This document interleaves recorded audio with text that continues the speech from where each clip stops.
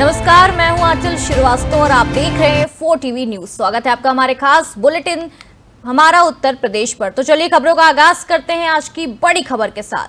बड़ी खबर आ रही है, उत्तर प्रदेश सरकार में विकलांग एवं पिछड़ा वर्ग कल्याण मंत्री नरेंद्र कश्यप ने आज हरदोई में पार्टी कार्यकर्ताओं से मुलाकात की है। संगठनात्मक बैठकों में शामिल हुए हैं। पीडब्ल्यूडी गेस्ट हाउस में उन्होंने पार्टी पदाधिकारियों को जरूरी दिशा निर्देश दिए हैं। पत्रकारों से बातचीत में मंत्री ने विपक्ष विशेषकर सपा, कांग्रेस और आरजेडी के आड़े हाथों लिया है। बिहार चुनाव को लेकर तेजस्वी द्वारा एसआईआर मुद्दे पर चुनाव आयोग के बहिष्कार की बात पर कश्यप ने पलटवार करते हुए कहा है कि चुनाव आयोग पर सवाल उठाना इंडी गठबंधन की हार स्वीकारने जैसा है। उन्होंने कहा है कि अखिलेश यादव का मस्जिद में बैठक करना तुष्टीकरण का प्रतीक है और जनता अब ऐसी राजनीति से तंग आ चुकी है। उन्होंने एआईएमआईएम के कावड़ियों पर बयान को सनातन धर्म का अपमान बताया है। कहा है कि ऐसे लोगों को चिन्हित कर कार्रवाई की जाएगी। मंत्री ने दावा किया है कि 2027 में फिर से भाजपा पूर्ण बहुमत से उत्तर प्रदेश में सरकार बनाएगी।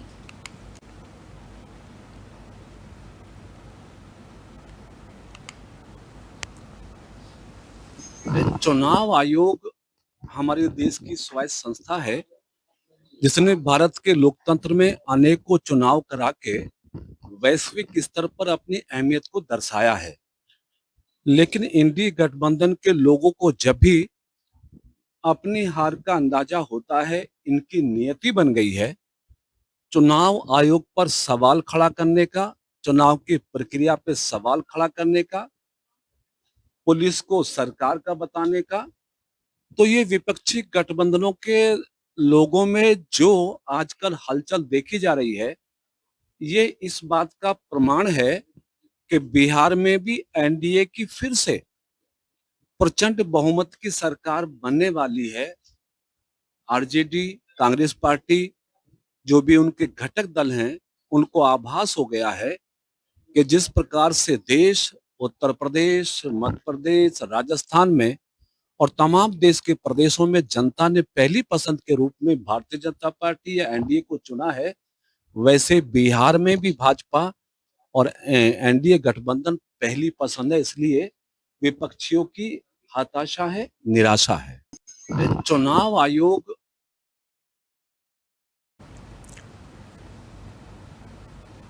उत्तर प्रदेश की राजनीति में सियासी बयानबाजी के बीच समाजवादी पार्टी ने लखनऊ स्थित अपने प्रदेश मुख्यालय के बाहर एक नया पोस्टर लगाकर अखिलेश यादव की विचारधारा को सामने रखा है। पोस्टर में लिखा है कि अखिलेश यादव जो नफरत का सौदा नहीं करते, मंदिर मस्जिद को राजनीति से नहीं जोड़ते। ये संदेश ऐसे समय में आया है जब राज्य में राजनीतिक दलों के बीच धार्मिक मुद्दों को लेकर टकराव की स्थिति बनी हुई है। सपा द्वारा जारी ये पोस्टर पार्टी की धर्मनिरपेक्ष छवि और सभ्यता की राजनीति को दर्शाने की कोशिश है। पार्टी कार्यकर्ताओं का कहना है कि ये पोस्टर केवल जवाब नहीं बल्कि एक विचारधारा का प्रतिनिधित्व है जिसमें सबको साथ लेकर चलने की बात कही गई है। राजनीतिक विशेषज्ञों का मानना है कि ये संदेश आगामी चुनाव रणनीति का हिस्सा हो सकता है जिसमें सपा खुद विकास और सद्भाव की राजनीति के पक्षधार के रूप में पेश करना चाहती है।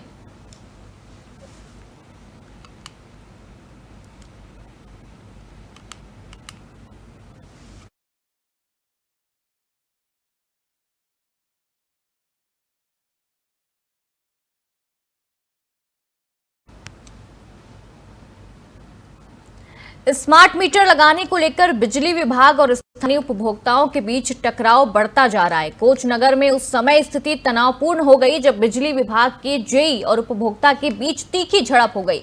स्थानीय लोगों ने स्मार्ट मीटर को लेकर अविश्वास और बिल बढ़ने के डर के चलते इसका विरोध किया है। विरोध करने वाले उपभोक्ता के घरों की बिजली लाइन काट दी गई जिससे लोगों में भारी आक्रोश फैल गया है। स्थिति आप ये तस्वीरों में देख सकते हैं। स्थिति बिगड़ती देख बिजली विभाग के जेई ने तुरंत पुलिस को सूचना दी जिसके बाद मौके पर पुलिस बल तैनात किया गया। हालांकि स्थिति को नियंत्रण में कर लिया गया है लेकिन लोगों में अब भी भारी नाराजगी बनी हुई है। विरोध कर रहे नागरिकों ने आरोप लगाया है कि बिना उनकी सहमति के मीटर लगाए जा रहे हैं और इसका आर्थिक बोझ भी उन पर भारी पड़ रहा है। प्रशासन ने मामलों की जांच कर आश्वासन दिया है कि और शांति बनाए रखने की अपील की है। वहीं इस पूरे मामले को लेकर लोगों का क्या कहना है, आइए सुनते हैं। लोग मीटर नहीं लगवा रहे हैं, स्मार्ट मीटर की स्कीम आई है, सबके घर घर पे स्मार्ट मीटर लगने हैं। अच्छा, पब्लिक स्मार्ट मीटर के लिए उनको भ्रम है कि उनका बिल ज़्यादा आ रहा है या ये वो सारी समस्याएं हैं। बाकी ऐसा कुछ नहीं है, जो जितना चला रहा है उसके अकॉर्डिंग ही बिल आ रहा है। नहीं, स्मार्ट मीटर को लेकर कई बार शिकायतें भी मिल रही है कि लोग कह रहे हैं कि उनका ज़्यादा बिल आ रहा है, इसके लिए व्यवहार नहीं जितना करेंगे। चला रहा है उसी के अकॉर्डिंग ही बिल आ रहा है। अच्छा, इसमें एक चीज़ और है, जो स्वेच्छा से लगवाना चाहे वही उसके यहाँ ही लगाया जाए, जबरदस्ती लगा सकता है क्या विभाग? जबरदस्ती नहीं, सबके लिए स्कीम आई है, एक स्कीम है, नहीं, सबको लगाना है। स्वेच्छा से लगाना है कि जबरदस्ती लगाना है, ये पूछना चाह रहे हैं। सबकी स्वेच्छा से लगना है एंड सब। और फिर ये पुलिस बुलाने की आपको आवश्यकता कैसे पड़ गई? विभाग को भी स्वेच्छा से लगवाना है। मामला ये है कि हमारी लाइट काट दी उन्होंने मीटर नहीं लगवाने का कारण। अच्छा, किसने काटी लाइट? ये जियो है, यही साहब हैं, एसडीओ साहब हैं और 500 के कर्मचारी हैं। ये मीटर न लगवाने का कारण, स्मार्ट मीटर न लगवाने का आपका कारण। क्या पुराना भुगतान बकाया है बिजली नहीं, का? कोई बकाया नहीं है, अनापाई चुकता है। फिर भी काट दिया है? हाँ बिल्कुल, लाल काट दी। जबरदस्ती मीटर लगाए जा रहे हैं, स्मार्ट मीटर। और पुलिस अगर नहीं लगवाता है कोई व्यक्ति तो पुलिस वाले ऐसे हैं, वो धमकी दे रहे हैं आपके नाम मुकदमा लिखा जाएगा। क्या हुआ, लग गया है मीटर? मीटर नहीं, अभी नहीं लगवाया, जबरदस्ती मुकदमा लिखा जा रहा है, लग जाएगा तब देखेंगे मुकदमा। लोग जालौन जिले कैलिया थाना क्षेत्र के एक युवक ने दरोगा मोहित यादव पर गंभीर आरोप लगाते हुए कहा है कि उसे जबरन उठाकर थाने ले जाया गया, जहां डंडों से मारपीट की गई। युवक का आरोप है कि दरोगा ने फर्जी मुकदमे में फंसाने की धमकी देकर उससे 30,000 रुपए वसूल लिए। मामला उस समय शुरू हुआ जब युवक दहला काट खेलने के दौरान पकड़ा गया था। थाने में पीटने से उसके दाहिने हाथ की उंगली में फ्रैक्चर हो गया है। बाद में दरोगा ने 2 किलो गांजा लगाकर फर्जी केस में जेल भेजने की उसको धमकी दी है। 50,000 रुपए की भी मांग की गई है। पीड़ित का दावा है कि 30,000 रुपए देने के बाद दरोगा उसे सुलैया रोड पर ले गया और देशी शराब के क्वार्टर के साथ फर्जी फोटो खिंचवाकर आबकारी अधिनियम में चालान कर दिया। युवक ने मामले की शिकायत सीओ कोच से की है। शिकायत के बाद पुलिस विभाग जांच में जुट गया है।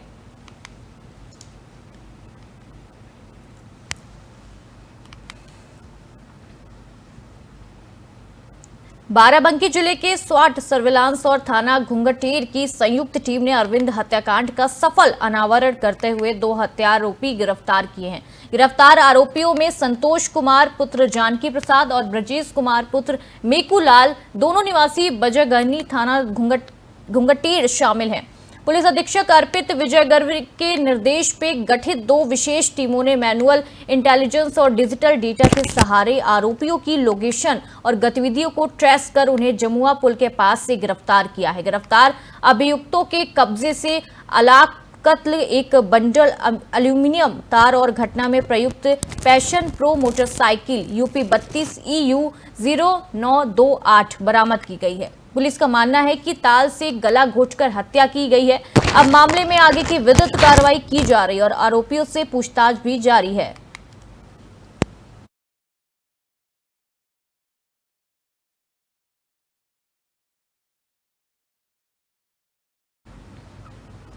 पुलिस अधीक्षक ने गिरफ्तार किए हैं 2 आरोपी। बाराबंकी में अरविंद हत्याकांड का बड़ा खुलासा हुआ है। पैशन प्रो बाइक से घटना को अंजाम दिया गया था। स्वाट और सर्विलांस टीम ने रणनीति रची जिससे जो अपराधी हैं वो गिरफ्तार हो पाए। बाराबंकी में अरविंद हत्याकांड का एक बड़ा खुलासा सामने आया है।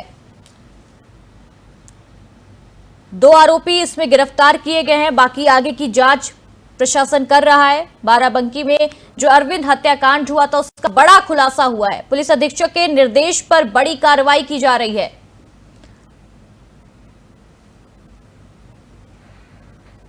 लगातार हम आपको तस्वीरें दिखा रहे हैं। पुलिस अधीक्षक के निर्देश पर बड़ी कार्रवाई हो रही है। 2 आरोपी गिरफ्तार हुए हैं। इस पे बाराबंकी से ये तस्वीरें सामने आ रही हैं।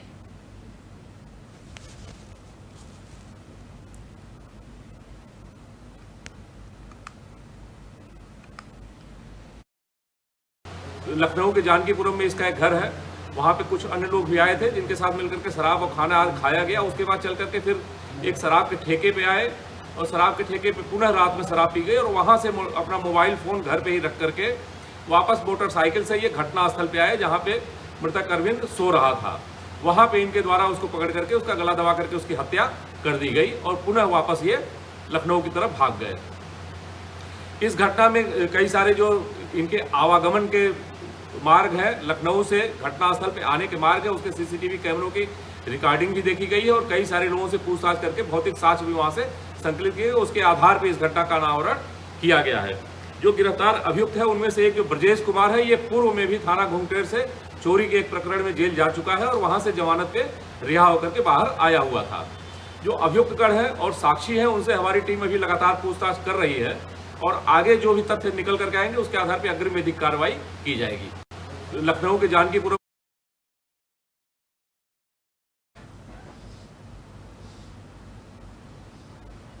राजापुर थाना क्षेत्र में साल 2017 में हुए हृदय विदारक हत्याकांड में अपर सत्र न्यायाधीश ने ऐतिहासिक फैसला सुनाया है। कोर्ट ने प्रेमिका और उसके 4 मासूम बच्चों की हत्या के दोषी प्रेमी को फांसी की सजा सुनाई है, जबकि उसकी पत्नी को आजीवन कारावास की सजा सुनाई गई है। मामला तब सामने आया जब आरोपी युवक ने गुजरात से अपनी प्रेमिका और उसके बच्चों को चित्रकूट बुलाया और पत्नी के साथ मिलकर सब्जी काटने वाला जो चाकू होता है उसकी निर्मम हत्या कर दी गई। हत्या के बाद 5 शवों को अलग अलग जगहों पर फेंक दिया था, जिससे सनसनी फैल गई थी। करीब 8 साल की न्यायिक प्रक्रिया के बाद आखिरकार राजापुर थाना क्षेत्र के इस जघन्य हत्याकांड हुआ था उसमें न्याय हुआ है। मृतकों में 4 मासूम बच्चे भी शामिल हैं जो इस क्रूरता के बलि चढ़े थे। इस फैसले को जिले में न्याय की कड़ी जीत और बड़ी जीत के रूप में देखा जा रहा है।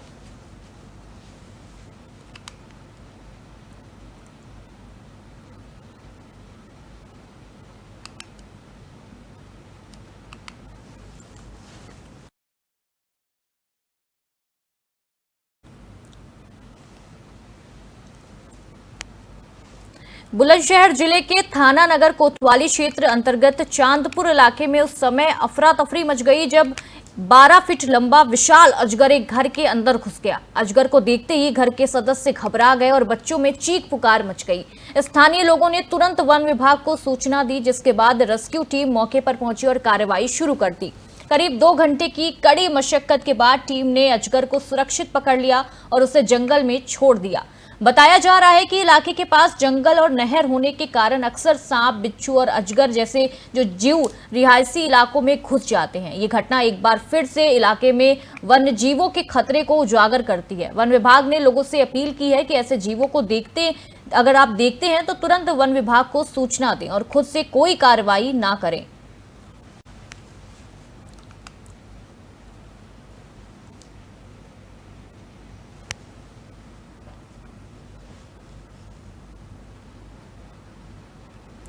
उरई कोतवाली क्षेत्र के कृष्णा नगर बजरिया रोड में एक बुजुर्ग महिला की संदिग्ध हालत में मौत का मामला सामने आया है। मृतका के बेटे ने अपनी पत्नी और साले पर मां की हत्या और जेवरात चोरी का गंभीर आरोप लगाया है।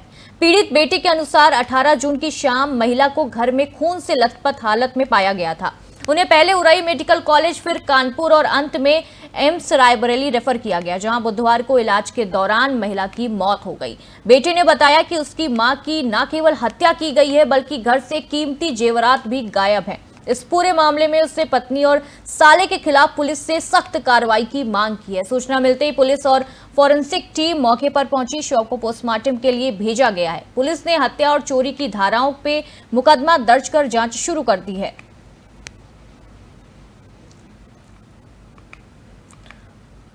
लगातार ये तस्वीरों में आप देख सकते हैं, पुलिस ने हत्या और चोरी का मामला दर्ज कर लिया है। बेटे ने अपनी पत्नी और साले पर गंभीर आरोप लगाया है। जालौन से ये तस्वीरें सामने आ रही है, जहां एक महिला की संदिग्ध हालत में मौत हो गई थी। लहूलुहान उनका जो शव था वो मिला। लगातार बेटा आरोप लगा रहा है कि उसकी पत्नी और साला ने मिलकर खून किया है और उसके बाद जो घर के जरूरी सामान, जेवरात होते हैं, वो ले गए हैं। जालौन में बुजुर्ग महिला की संदिग्ध मौत का मामला सामने आया है। जालौन से तस्वीरें सामने आ रही हैं। लगातार पुलिस इसकी जांच कर रही है। इस पूरे मामले को लेकर माहौल वहां का अफरा तफरी मच गई है। लोगों में दहशत का माहौल देखा जा रहा है। जालौन से ये तस्वीरें सामने आ रही हैं।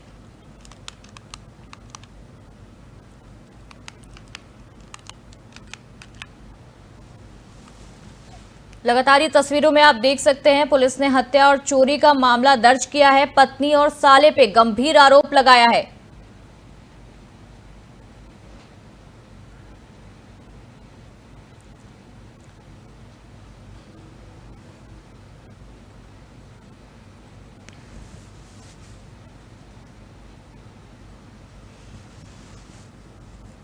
जालौन जिले के आटा थाना क्षेत्र के ददरी गांव में सोमवार को उस समय हड़कंप मच गया जब बेतवा नदी में नहाते समय 2 सगी बहनें डूब गईं।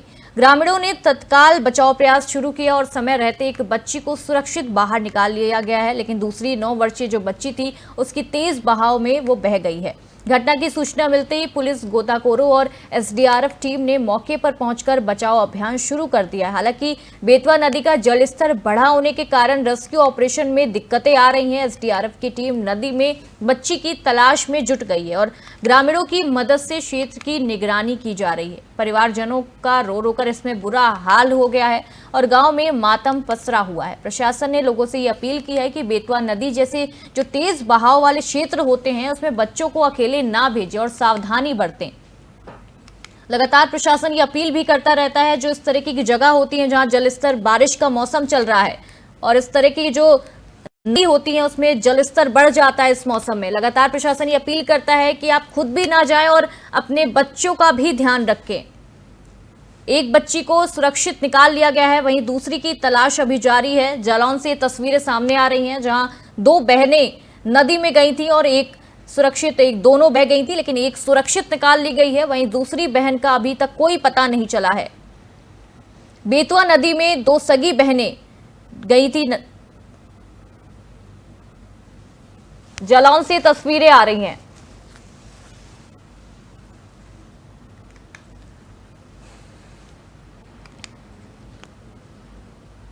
कोच जिले में चोरों ने एक बार फिर पुलिस को खुली चुनौती दे दी है। कोच कोतवाली क्षेत्र के रेलवे फाटक स्थित पिंक बूथ के सामने बनी कॉन्फेक्शनरी की दुकान को चोरों ने निशाना बनाया। चोरों ने दुकान की चद्दर के नट बोल्ट खोलकर अंदर प्रवेश किया और वहां रखे गुल्लक से करीब 8,800 रुपए नगद और अन्य सामान भी चुरा लिया है। सुबह जब दुकानदार दुकान पर पहुंचा तो चोरी की जानकारी हुई और उसने तुरंत पुलिस को सूचना दी है। शिकायत मिलने पर पुलिस मौके पर पहुंची और जांच शुरू कर दी गई है। चोरों की तलाश के लिए जो आसपास सीसीटीवी फुटेज खंगाले जा रहे हैं। स्थानीय लोगों का कहना है कि रेलवे फाटक और पिंक बूथ के पास रोजाना इस तरह की जो हरकतें हैं, गश्त हैं, वो होती रहती हैं। इसका कारण चोरों के हौसले जो हैं वो बुलंद होते जा रहे हैं क्योंकि उन पर कोई कार्यवाही नहीं होती है। पुलिस ने यह आश्वासन दिया है कि जल्द ही चोरों को गिरफ्तार कर लिया जाएगा और ये पूरा मामला सुलझाया जाएगा। मैं कल रात को 8 बजे दुकान पर लाके गया। सुबह मैं रोज की तरह आया तो मैंने देखा कि सामान बिखरा पड़ा हुआ है।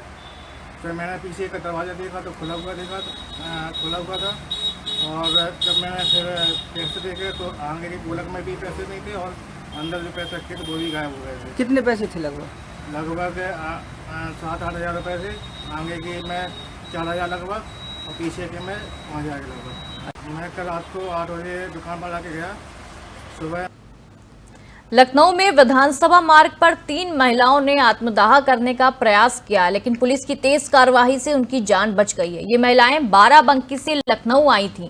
पुलिस ने उन्हें आत्मदाह करने से पहले ही रोक लिया। मौके पर पहुंची पुलिस ने तीनों महिलाओं को पकड़कर हजरतगंज कोतवाली ले जाकर उनसे पूछताछ की है। पुलिस जांच कर रही है कि महिलाओं ने आत्मदाह क्यों करने की कोशिश की है और उनकी मांगे क्या हैं। पुलिस ने घटना को गंभीरता से लेते हुए आसपास की सुरक्षा कड़ी कर दी है और ये मामला प्रशासन के लिए एक चेतावनी भी माना जा रहा है क्योंकि लोगों की जो समस्या है वो सुलझती नहीं है। जिस तरीके से ये लोग इस तरह की हरकतें करते हैं, जल्द से जल्द पुलिस ने समझाकर समाधान भी करने का आश्वासन दिया है।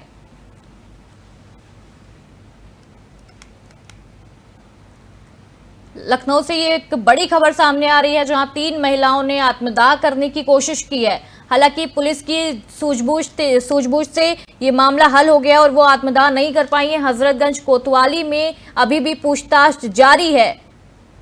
लगातार उनकी मांगे भी सुनी जा रही हैं कि किस वजह से वो आत्मदाह करने की कोशिश कर रही थी। लखनऊ में विधानसभा मार्ग पर आत्मदाह का प्रयास किया गया है।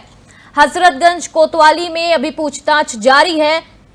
आत्मदाह के कारणों की पुलिस जांच कर रही है कि उन्हें ऐसा कदम क्यों उठाना पड़ा। तीन महिलाएं जो आत्मदाह करने गई थी, पुलिस ने उन्हें सुरक्षित बचा लिया है। लगातार ये तस्वीरें आप देख सकते हैं। लखनऊ विधानसभा मार्ग पर आत्मदाह करने 3 महिलाएं गई थी। लखनऊ से तस्वीरें आ रही हैं। हालांकि पुलिस की सूझबूझ से ये मामला हल हो गया और पुलिस ने उन 3 महिलाओं को बचा लिया है। हजरतगंज कोतवाली में पूछताछ जारी है कि आखिर वो 3 महिलाओं की मांगे क्या थी, किस वजह से वो आत्मदाह करने गई थी, या आत्मदाह की कोशिश क्यों कर रही थी। लगातार पुलिस इसमें पूछताछ कर रही है।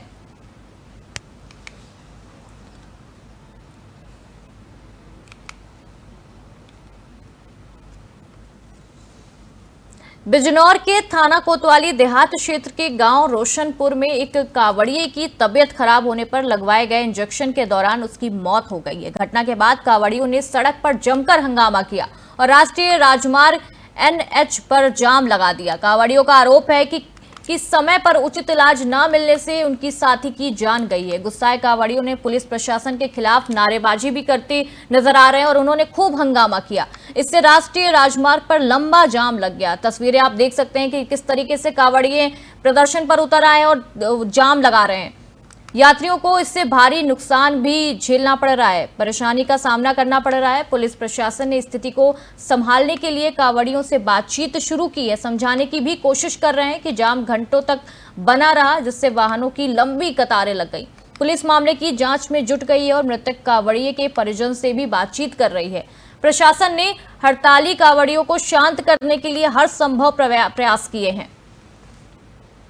बिजनौर से ये तस्वीरें सामने आ रही हैं। थाना कोतवाली देहात क्षेत्र में ये बड़ा हंगामा हुआ है, जहां एक कावड़िए की तबीयत बिगड़ी और उसको इंजेक्शन इलाज के लिए ले जाया गया, जहां उसको एक इंजेक्शन लगा था जिससे उसकी मौत हो गई है। कावड़ियों में बड़ा आक्रोश देखा जा रहा है।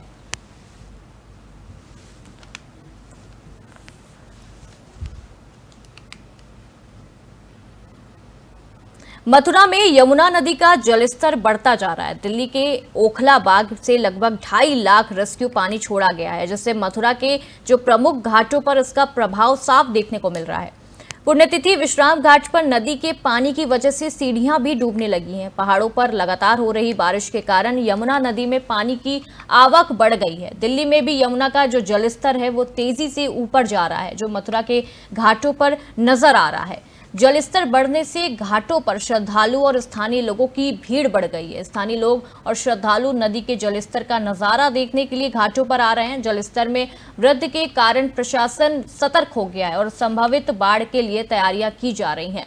इस बढ़े हुए जलस्तर से घाटों और आसपास के इलाकों में सतर्कता बरतने की जरूरत है। विशेष जानकारी के लिए देखें मथुरा के विश्राम घाट से संवाददाता विवेक की रिपोर्ट। पहाड़ों पर हो रही हलचल का असर अब सीधे तौर पर मैदानी इलाकों में दिखने लगा है।